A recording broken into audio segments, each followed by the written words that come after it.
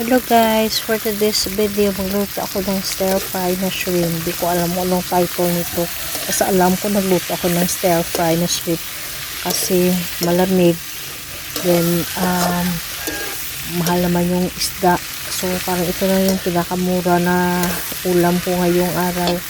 Kasi wala siyang bones, wala ding yung balatan mo lang. So, 5 piraso, parami na yung kain mo. So, ayun, nalagyan ko siya ng black pepper at cajun na spices. Ayan. At saka,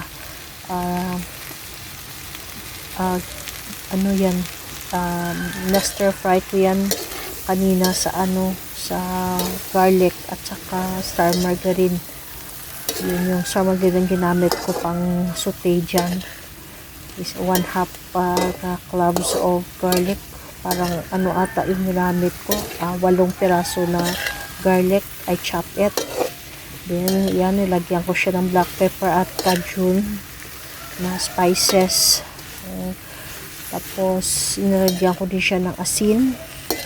At saka, ayan, sutay-sutay na siya ng kaunti hanggang maluto lang siya. Mabango siya guys kasi syempre daming garlic na nilagay ko at saka butter, 1/4 cup ata na butter nilagyan ko yan.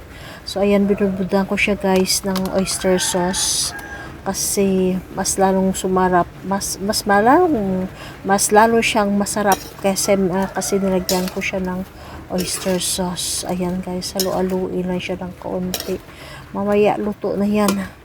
So ayan ang bango-bango guys, syempre yung star margarine na nasutay ko dyan o ginisa.